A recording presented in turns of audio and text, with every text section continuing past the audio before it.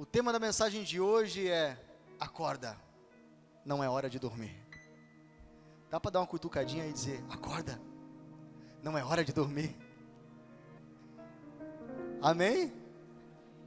A gente tem vivido momentos de cansaço físico. E esse cansaço físico é fácil de remediar, é fácil de solucionar. Você dorme um pouquinho e tu tem as tuas forças restabelecidas. Mas existe um cansaço espiritual que está acometendo a igreja, que está tocando muitas vidas. Uma apatia espiritual, uma frieza que está entrando sorrateiramente em nosso meio e está nos roubando do Senhor. A palavra do Senhor diz: ouvindo alguém o evangelho do reino e não entendendo, vem o maligno e rouba-lhe a semente. Todas as vezes que estamos aqui, você recebe uma semente nova. Quando o seu coração é captado pelo céu, quando você está em conformidade com a glória de Deus, com aquilo que está sendo liberado, a sua vida muda. Porque o Senhor, Ele libera sobre você proporcionalmente a sua fome e a sua sede. Tem pessoas famintas nessa noite, tem pessoas sedentas nessa noite, aleluia. Eu determinei que eu vou ser insaciável. Deus está me dando e eu quero mais. Deus está me dando e eu quero saber qual vai ser as cenas dos próximos capítulos, porque a minha vida se resume nele. Tudo que eu quero se limita ao território do Senhor. Ele é minha porção, Ele é tudo que tenho. Ei, queridos, é momento de nós levantarmos os nossos olhos. O mês de outubro foi um mês especial para nós, um mês de consagração, onde nós passamos aqui todos os sábados rendidos aos pés do Senhor, buscando uma palavra. E o Senhor nos deu uma palavra, uma direção para o ano: vigiai e orai. O Senhor nos disse que era necessário com que nós subamos em uma torre de vigia. E por que é necessário subir a essa torre? Porque quem está numa torre tem uma visão panorâmica. Deus está esticando a nossa visão. A visão do céu, ela é muito mais ampla. A visão do céu nos faz enxergar o inimigo armando o seu ataque. Por isso que eu preciso vigiar e orar. Eu tenho uma ação e tenho uma estratégia do Senhor. Jesus aqui, Ele está num momento difícil da sua vida. Ele chama para orar com Ele Pedro, Tiago e João. Nesse momento Jesus, Ele diz: a minha alma está profundamente angustiada. Eu sinto uma tristeza mortal, vigiai comigo. Ele chama para acompanhar Ele aqueles mais íntimos: Pedro, Tiago e João. Homens que estavam vivendo e vendo coisas que outros não viveram e não viram. E Jesus agora está compartilhando algo da sua alma, da sua humanidade. A primeira coisa: não é pecado ser homem. Pecado é querer ser Deus diante das pessoas, é mostrar o que você não vive, é você levantar uma fantasia e fazer com que as pessoas creiam naquilo que você acha que tem ou acha que vive. Mas eu quero te dizer que máscaras caem, fantasias também deixam de acontecer, mas o que permanece é aquilo que foi construído pela palavra. Aleluia. Jesus aqui está nos ensinando, Ele está dividindo, dizendo: eu estou com a minha alma dilacerada, porque Ele sabia o que teria que enfrentar. Ali era o preparo. Irmãos, nós precisamos falar da nossa humanidade, porque senão a gente se dilui no meio do caminho. Eu preciso ministrar ao coração do meu irmão, eu preciso ouvi-lo e preciso ser ouvido. Eu preciso ter alguém que toque meu coração, eu preciso ser ministrado, senão a gente está correndo uma caminhada sozinho. Ei, sozinho a gente não consegue fazer nada. Nós somos igreja, é um tocando o outro, é um sendo suporte para o outro. Suportai-vos uns aos outros. O que é isso? Quando meu irmão está fraco, eu coloco ele sobre os meus ombros, digo: vamos lá, você não vai parar. Por quê? amanhã eu posso precisar dos ombros dele. O Senhor está levantando pessoas como ponte de edificação. O Senhor está transicionando uma geração que está apática, está indiferente a uma realidade espiritual, e está trazendo sobre nós uma verdade do reino. E essa verdade se dá na vigilância. No Getsemane, Jesus tomou a decisão. A cruz foi a entrega. Eu entendo que existem momentos que os bastidores irão refletir o que está acontecendo aqui fora. E a palavra do Senhor diz que Jesus dá um passo à frente e vai orar, e começa a clamar ao Senhor. Quando ele volta, ele encontra os discípulos dormindo. Isso não acontece uma vez só. O texto diz, por 3 vezes a mesma coisa aconteceu. Eu posso entender que o sono não tem a ver com uma questão física. O sono da igreja tem a ver com a questão espiritual. O sono é uma ferida na alma. Isso acontece porque nós não temos olhado para o alto, nós não temos buscado aquilo que nos traz estrutura. Porque, queridos, um vigilante aí fora, a única coisa que ele não pode fazer é dormir. Que vigilante que dorme? Esse não está cumprindo o seu ofício. Deus nos chamou para estarmos vigilantes e em oração. Jesus volta, encontra os discípulos dormindo. Em meio a uma situação de tamanha dificuldade, em meio a uma situação onde Jesus está ali suando gotas de sangue, em vez de estar orando, estar vigiando, estão dormindo. É o que muitas vezes tem acontecido conosco. Esse estado espiritual que nos deixa amortecido, esse estado espiritual que nos deixa indiferentes às coisas de Deus. E sabe, existe uma apatia tão grande que faz também com que a gente comece a dormir até no dia de culto. Esse dia eu estava pregando aqui, o cara estava dormindo na minha frente. Sabe por quê? Porque a gente tem tempo para tudo. A gente investe os nossos recursos, nós investimos a nossa força aí fora, naquilo que aparentemente nos traz realizações, mas quando chega para priorizar o reino de Deus e a sua justiça, sabe o que nós fazemos? Deixamos em segundo plano. Mas eu quero te dizer, se o Senhor não for o primeiro, Ele nunca vai ser o segundo. Nós precisamos sair desse ambiente de indiferença, desse ambiente de sono. Às vezes nós estamos como Pedro, um dia dizemos que amamos o Senhor e entregamos a vida por Ele, no outro dia não conseguimos ficar 1 hora na presença dEle.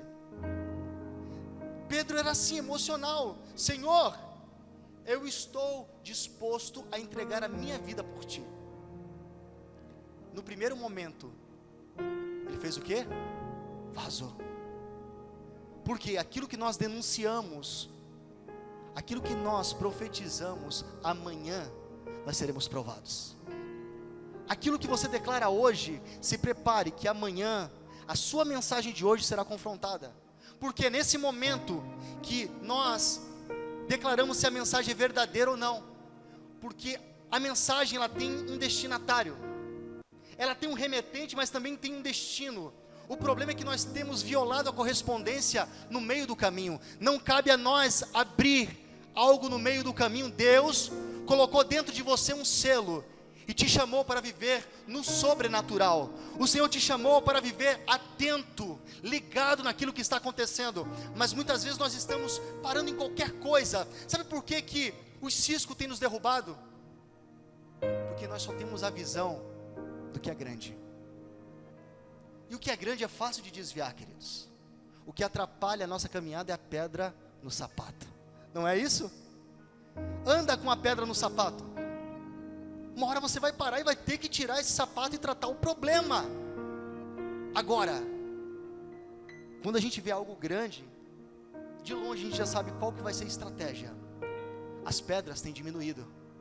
E por isso que você tem tropeçado, por isso que talvez eu e você temos parado no meio do caminho. Aquilo que nós temos dito não tem sido estrutura para os nossos dias. Aquilo que nós confessamos hoje, amanhã somos provados e acabamos caindo. Pedro foi confrontado com o Senhor Jesus. Depois que o Senhor Jesus ressuscitou, ele aparece na praia.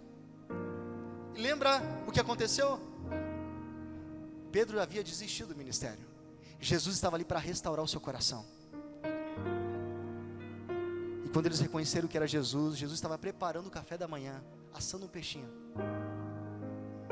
Quando os discípulos estão reunidos, Jesus olha para Pedro e diz: Pedro, tu me amas?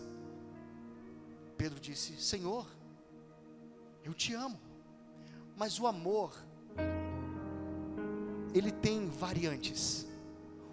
Na realidade judaica, ele tem o significado de fraternidade, amor, filéu, e também tem o significado de amor, ágape, o amor sacrificial. Também tem o amor eros, o amor entre homem e mulher. Jesus ali está confrontando, e a partir do confronto ele está restaurando Pedro. Pedro, tu me amas a primeira vez? Senhor, eu te amo. A segunda vez: Pedro, tu me amas mais do que todos esses? Ei, vê se isso não é um confronto. Todos sabiam o que Pedro havia feito. Entre os discípulos estava nada mais, nada menos do que João, aquele que acompanhou todo o momento da crucificação. Pedro, tu me amas mais do que todos esses? Eu imagino ele meio envergonhado. Senhor, eu te amo. Mas esse amor era o nível fraterno, filéu. E Jesus pela terceira vez pergunta: Pedro, tu me amas ágape? O seu amor é sacrificial? O seu amor está ao ponto de entregar a sua vida por mim?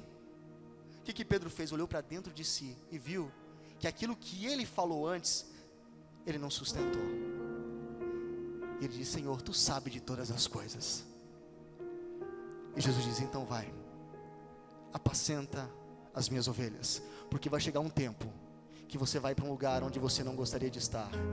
Pessoas vão te vestir, irão segurar sua mão de um lado para o outro. Estava simbolizando a forma de como Pedro iria morrer.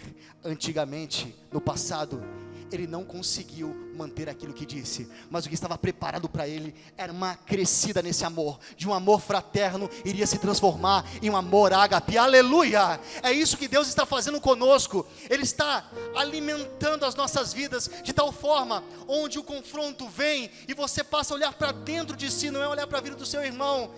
Você precisa medir o nível de amor que você tem para com teu Deus. Se é um amor que está disposto a fazer qualquer coisa, ou tem reservas? Deus não tem problema com a tua humanidade, Ele tem problema com a resistência à mudança. Humanidade, Ele nos deu, faz parte de nós, e nós iremos tropeçar, mas para cada tropeço tem uma mão estendida do Senhor dizendo: você precisa ficar de pé. O problema não está com o tropeço, o problema está com os corações resistentes à mudança. Você ouve a palavra hoje, ouve amanhã, sente o toque do Espírito, mas decide: ainda não é hora. Eu não vou entrar nessas novas águas, eu não vou entrar nesse novo nível, porque tá bom do jeito que está, e a gente vai vivendo nessa inércia, comendo das mesmas coisas. Ei, queridos, quando você é habilitado para um novo tempo, e não segue, e não rompe, o que você começa a comer, nesse nível passado, já está vencido, e vai te fazer mal. Deus está trabalhando com a igreja, de uma maneira que nós iremos romper, nós iremos avançar, porque Deus trabalha com processo, Deus trabalha com etapas. Eu preciso entender qual é o nível que eu estou com o Senhor, qual é o meu nível de amor e dedicação com meu Deus. A resistência à mudança tem que cair por terra, porque o Senhor não arromba coração, o Espírito Santo Ele convence. Agora nós decidimos para qual direção vamos. se ouvimos a voz do Espírito e somos guiados por Ele, ou nós paramos. Jesus sempre veio revelando realidades, mostrando que a condição pode ser transformada, tanto para quem caiu, quanto para aquele que está de pé, porque a condição fala de um estado. A pessoa que caiu, esse é o estado dela. Mas tem pessoas que estão de pé e acham que não tem mais a possibilidade de cair. E por isso nós precisamos estar vigilantes. Vigiai e orai. Porque não é porque você está caído que o amor de Deus mudou por você. O amor de Deus continua igual. Não importa o que você faça, Ele te ama e ponto. O seu amor é incondicional, amém? Então, não se apegue à condição, porque para as duas condições, elas podem mudar. Aquele que está caído pode se levantar, mas também aquele que está de pé pode cair. Aquele que está de pé, cuide-se para que não caia. Veja que o problema não é cair. Terrível é a condição da pessoa que acha que está de pé. É muito mais fácil lidar com quem está caído, sabe por quê? Porque você prega, a pessoa reconhece o erro e clama por socorro. E quando ela clama por socorro, o Senhor vem e a levanta. Porque Ele é socorro bem presente na angústia e na tribulação. Quando você clama por justiça, Ele vem e te justifica. Quando você diz que não dá, o Espírito Santo vem e te enche de força. Mas é necessário reconhecer o estado. Mas tem pessoas que acham que já viveram demais na questão da fé. Já viram tudo de Deus e limita o poder de Deus. E as misericórdias do Senhor se renovam a cada manhã. Ele tem sempre algo novo. Não limite Deus pela sua visão. Porque o que Deus está fazendo, nem olhos viram, nem ouvidos ouviram, nem subiu ao coração do homem. É o que Deus tem preparado para aqueles que o amam. Então deixa Deus se renovar na sua vida. Esteja pronto para estrear aquilo que Deus te chamou para viver. Ele tem uma nova história para você. Então rompa a resistência, rompa a muralha e diga: Senhor, eu estou aqui, esse cara sou eu, essa é minha humanidade, estou cheio de defeito, eu estou caído, eu estou ferido, mas eu preciso do teu bálsamo, Senhor. Eu preciso do teu bálsamo nas minhas feridas. Marcos, o capítulo 8, o versículo 22, fala da cura de um cego de Betsaida. Jesus chega numa aldeia, e a palavra do Senhor diz que aquele povo era incrédulo. E trazem à presença de Jesus um cego. E a primeira coisa que Jesus faz é tirar o cego da aldeia. E pergunta por quê, senão eu não vou falar. Por quê? Vocês querem saber, então eu vou dizer. Aleluia. Jesus tira aquele cego da aldeia porque milagre não é para incrédulo. Milagre é para quem crê. É para quem está buscando o milagre. Aquela aldeia representa pessoas que acham que já viveram tudo de Deus. Pessoas que estão cheios de religião. Sepulcros caiados. Que pode ouvir uma palavra, nunca é para ele. Pode ouvir uma canção, sempre está resistindo a tudo. Porque a sua posição precisa ser mantida para que as pessoas vejam. Mas por dentro estão em ruínas. E Jesus, quando vai realizar um milagre na vida daquele cego, ele pega o cego pela mão e tira da aldeia. Depois ele cospe nos olhos daquele cego. E ele volta a enxergar. Mas enxergar não é o mesmo que ver. Cura em etapas. Jesus disse: está vendo? Eu vejo pessoas como árvores. Ei, temos um problema. Pessoas não são árvores. Se Jesus tivesse liberado aquele homem daquela maneira, ele iria estar vivendo com uma visão distorcida. Ele estava enxergando, a luz entrou em seus olhos, mas ele não estava tendo a visão correta. O que Jesus fez? Tocou ele novamente. Então ele passou a ver perfeitamente. Ou seja, ele enxergou e depois ele viu. E o que Jesus disse para ele? Vai para casa, não volte para a aldeia. Vai para casa porque você já foi tocado. Isso que aconteceu na sua vida precisa ser repercutido na sua casa. Aquele lugar que você estava, as pessoas são mais cegas do que você. A aldeia representa um lugar de cegueira. E havia um cego natural, um cego com deficiência, mas as pessoas que estavam ali eram incrédulas. E a sua cegueira era no espírito. Veja que o Senhor cura um cego e diz: não volte para o lugar de incredulidade. Vai para casa. As nossas igrejas não podem se transformar em aldeias. Pastor, por que em nosso meio não há mais curas? É tão pouco isso. Milagres. E às vezes aquilo que nós vemos é mais encenado do que qualquer outra coisa. Sabe por quê? As nossas prioridades mudaram. Quem busca por cura? Quem busca por libertação? Quem ora para que aconteça isso em nosso meio? É um extrato daquilo que estamos vivendo. Quem se coloca nessa brecha dizendo: o negócio é comigo, Senhor, eu me coloco nesse lugar. A minha igreja não é uma aldeia. E eu estou aqui declarando que vem porque eu quero manifestar a visão para todos. Ei, queridos, vamos sair desse lugar de apatidão. Deus está tornando pessoas que antes não recebiam luz em pessoas que têm visão.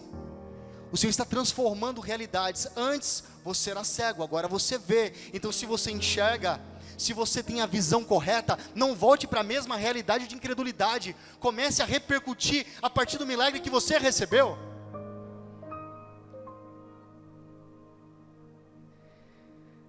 É muito difícil acessar o coração de alguém que se coloca numa posição de resistência, porque ela criou muralhas em sua volta. Ela levantou fronteiras que se torna praticamente inacessível qualquer palavra. Não precisa me responder, mas quantos aqui já pregou para alguém específico, já conhece a palavra do Senhor, mas parece que nada o toca? Você pode falar, você pode desenhar, mas a pessoa não sai daquela posição. Um coração que está endurecido, cauterizado. Aquela pessoa que acha que sabe tudo, que não precisa de mais nada. Já chegaram para mim uma vez e disseram: pastor, eu só venho na igreja por causa do meu filho, porque o meu filho está nas drogas. Eu falei: ah é, minha irmã? Por causa do seu filho você vem na igreja?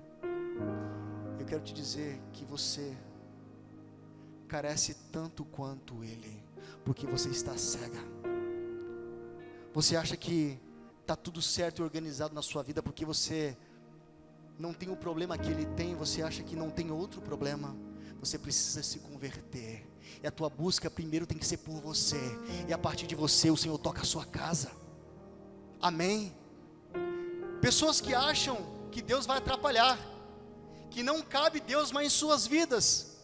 Ah, pastor, eu prefiro continuar da maneira que eu estou. Queridos, fique à vontade, mas sempre saiba que o Senhor está chamando para um novo nível. O Senhor, Ele quer entrar e preencher os lugares vazios. Esse vazio tem um tamanho do Senhor Jesus, e Ele quer ser Senhor. Sabe o que significa Senhor? Dono de tudo. Ele é nosso dono. Ele tem primazia. A Ele é toda a prioridade. Sabe, na época de aprendizado, um eletricista não toma choque. Na época de aprendizado, aquele que trabalha em altura confere se os aparelhos, se os equipamentos de segurança estão todos em ordem. Porque ele foi ensinado, ele vai seguindo com cuidado aquilo que recebeu como ensinamento. Mas conforme o tempo vai passando, nós temos a tendência de abrirmos mão daquilo que nos trouxe segurança até agora. Coisas que eram básicas, que nos protegia, agora a gente vai deixando de lado, porque isso era para o começo. A gente vê uma pessoa apaixonada por Jesus, rolando no chão, rindo, a gente acha, para que isso? Para que esse excesso? Ei, deixa o menino rodar. Ele, Deus, Ele está fluindo, Ele está queimando, deixa porque só Ele sabe como era a vida lá fora, deixa Ele fluir. A igreja não pode ser uma aldeia, nós precisamos voltar ao princípio, e tocarmos uns aos outros, nós precisamos falar sobre a nossa humanidade, amém, queridos? Ei, eu sou o primeiro, quando eu não estou bem, eu digo aos irmãos, orem por mim, chamo os irmãos, eles oram, porque eu preciso de você, você precisa de mim, e nós precisamos de Cristo, até o fim, sem parar, sem vacilar, aleluia. Então vamos fluir, queridos, vamos deixar com que essa palavra, ela crie raízes dentro de nós. Não perca os cuidados do começo da caminhada, porque são esses cuidados que trouxeram você até aqui. Então não abandone aquele tempo que você tinha com o Senhor, que era todos os dias, você parava tudo, independente do que tinha para fazer, você priorizava Ele. Aí a gente diz, pastor, eu não tenho mais tempo para nada. É o que eu mais ouço. O dia continua tendo 24 horas. Os minutos são os mesmos. Se você voltar 50 anos atrás, as pessoas, elas faziam tudo em tempo hábil. A gente não via ansiedade, síndrome do pânico, depressões. O problema do tempo mal administrado são sementes que nos travam. Isso tudo é semente na alma. E quando nós entendemos onde está o problema, nós vamos rompendo a partir da prioridade. Deus quer se tornar prioridade em sua vida, aleluia.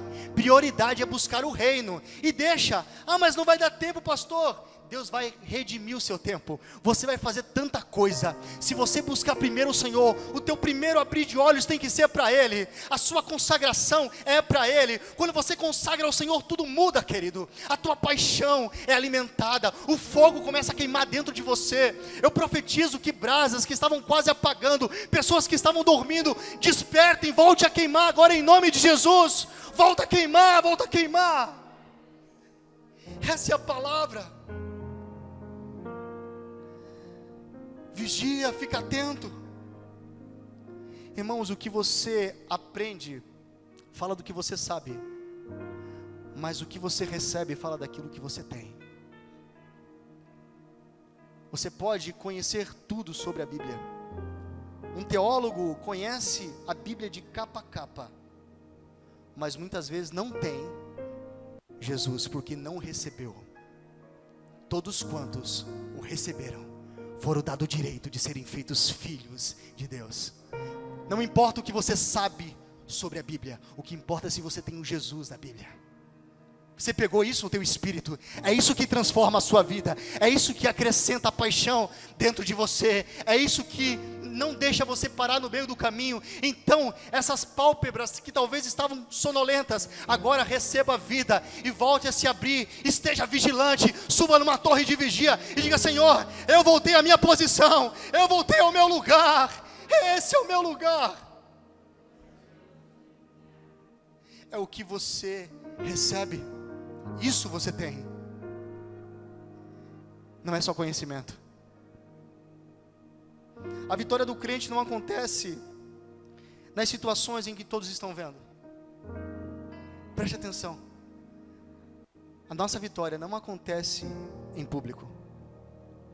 A nossa vitória acontece depois que nós passamos pelos ataques, pelas tempestades, pelas grandes ondas e saímos firmes. Você entende isso? Por quê? Porque os bastidores lhe dão a estrutura para aquilo que as pessoas enxergam. Hoje o que vocês enxergam em mim não é o que aconteceu do nada. Irmãos, eu tinha dificuldade para falar. Todos sabem aqui, eu era gago. E Deus me colocou o microfone na mão e me chamou pelo nome, diz: tu és meu. Independente do que você enfrente, eu estarei contigo. E eu assumi com coragem o chamado do Senhor. Então, algo aconteceu nos bastidores. O que hoje vocês veem é o extrato daquilo que aconteceu lá, daquele momento do quartinho de Mateus, o capítulo 6, que diz: entra no teu quarto, fecha a tua porta, que aquele que te vê em secreto te recompensará. Ei, você não precisa da recompensa aqui fora, você não precisa de aplauso, você não precisa de um tapinha nas costas dizendo como tá legal, não. O que você precisa é correr para o teu Deus. Corra para o teu quartinho e receba a estrutura que só Ele tem para você. Só Ele tem. O que te derruba ou o que te levanta não é o que você faz quando as pessoas estão vendo, mas o que você faz quando ninguém vê. Você pegou isso? O que te derruba ou o que te levanta não é o que você faz quando todos estão vendo, aquilo que é público, mas quando ninguém vê. É nesse momento que você é tentado a voltar atrás. Você que já caminhou tanto, de repente você se vê encurralado. E no momento de bastidor, porque em público nós sempre mostramos aquilo que queremos que as pessoas comprem. Nós criamos a nossa fantasia e o nosso personagem, mas não dá para manter o personagem durante muito tempo. Isso para nós é cansaço. Por isso que estamos sonolentos, porque perdemos o quartinho, perdemos o momento da intimidade. Deus está nos trazendo de volta para esse ambiente, o ambiente onde todas as vozes se calam e a gente só escuta Ele. Ele tem direção e Ele está tirando pessoas desse ambiente onde tiveram vitórias nos bastidores, no secreto, está agora despontando, fazendo com que essas pessoas se tornem candeias, pessoas fiquem no alto da casa para que possa iluminar a todos. Ei, você só pode iluminar se você tiver a luz de Cristo dentro de você. Então receba a luz nos teus olhos que talvez não estavam mais enxergando. Receba a glória de Deus para que você possa ter a sua visão ajustada, em nome de Jesus. Esse lugar secreto chamado Getsemane, que nós somos moídos. Getsemane fala do lugar da prensa, onde era prensado o azeite. O Senhor está moendo a igreja. O Senhor está nos moendo para que nós tenhamos resistência. O Senhor tem um Getsemane para você. O Senhor tem um Getsemane para mim, um lugar de decisão, o lugar da prensa, onde aquilo que você achava que talvez era para você, Deus está te desconstruindo. Talvez o lugar que você estava, Deus está te movendo para quê? Para trazer uma nova realidade, porque você precisa ter a visão ampliada. Eu não sei para que eu estou falando aqui, mas o Espírito Santo está dirigindo. O Senhor está tirando de uma realidade, tirando você de uma realidade de incredulidade, de uma realidade de religião, e está fazendo com que você possa voar. Ei, águia! A águia não pode viver em terreno de peru. Peru, ele só responde. Você fala peru, ele glu glu. Peru, glu glu. A águia não. A águia é diferente.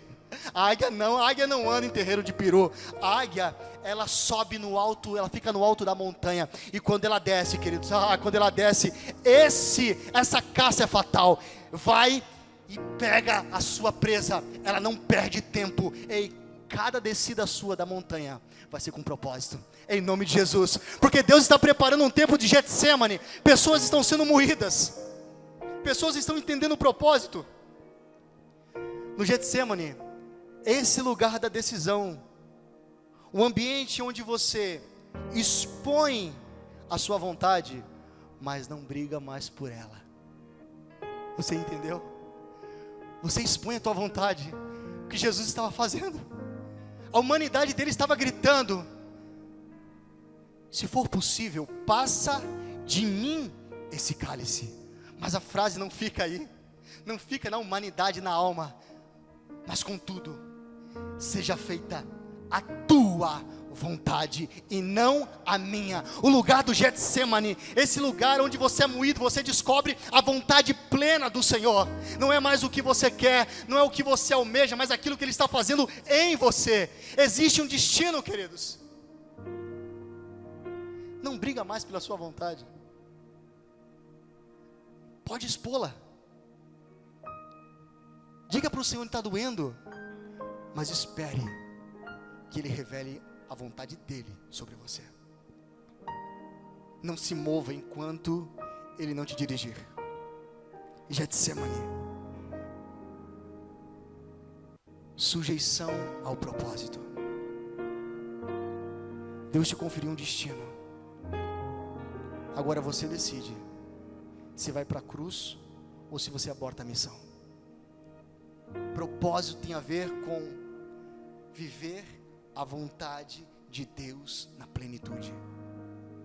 Não é pegar o buffet espiritual e dizer: bonança eu quero, riqueza eu quero, cura eu quero, renúncia não, cruz não. Não é isso que é evangelho. Evangelho é poder de Deus para transformar. Poder, dunamis está entrando dentro de nós. Esse poder que nos habilita a viver o sobrenatural, o extraordinário, aquilo que era normal. Deus está transformando a nossa história em uma história extraordinária, foge da compreensão humana. É isso que Deus tem preparado para você, querido. Então só pode ir para a cruz quem já passou pelo Getsemane. Bem-vindo ao Evangelho. Primeiro, é o tempo dos bastidores, é o tempo do secreto. A vitória de Jesus se deu antes no Getsemane. Foi o lugar da decisão, quando Ele disse: que não seja feita a minha vontade, mas a tua. Esse é o exemplo. Esse é o exemplo.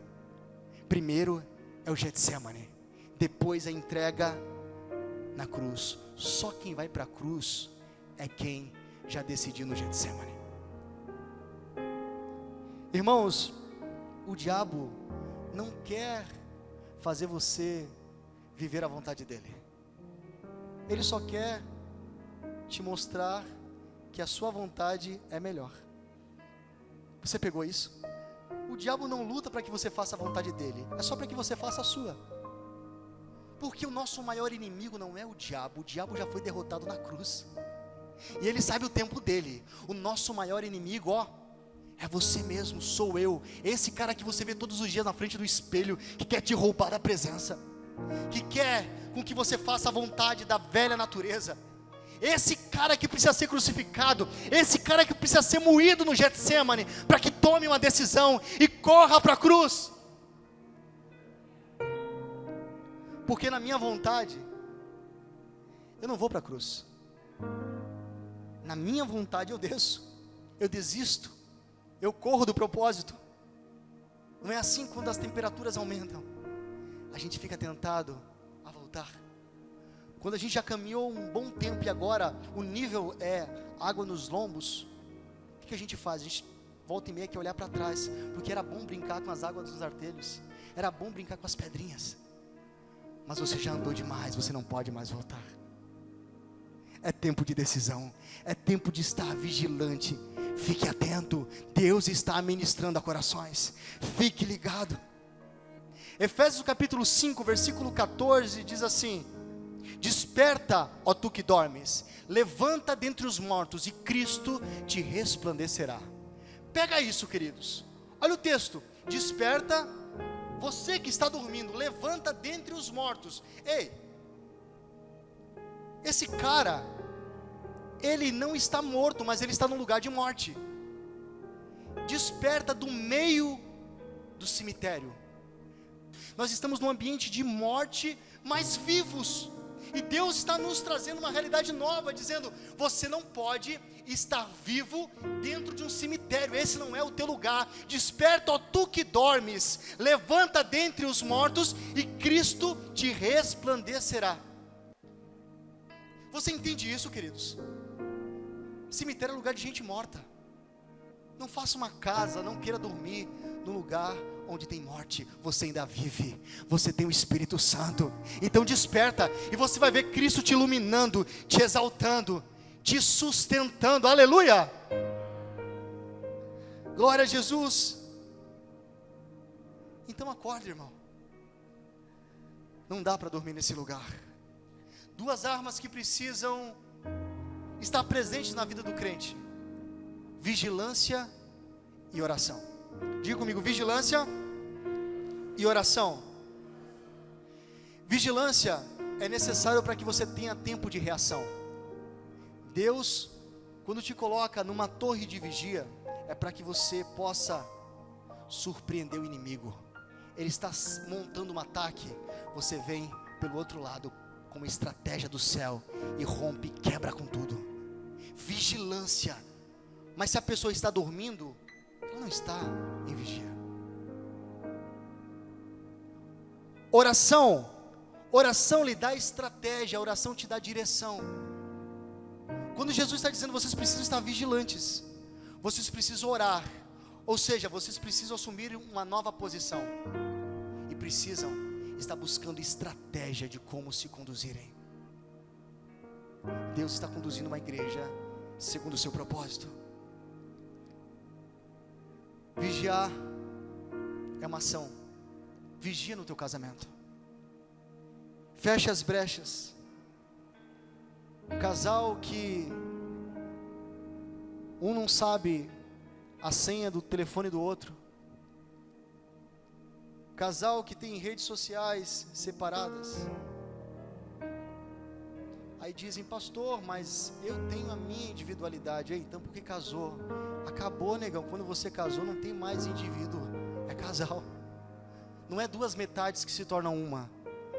São duas pessoas inteiras que se fundem e se tornam um. Você entendeu? Tudo que é de um é de outro. Não existe mais segredo, não existe barreira. Ei, você que talvez ainda mantém relacionamento de amizade com um ex-namorado, que é isso, querido? Acaba com isso. A gente está tratando um monte de casamentos destruídos porque ainda mantém uma realidade aí fora. Nós precisamos priorizar aquilo que traz sustento, mas nós temos buscado aquilo que nos tira e nos rouba da presença.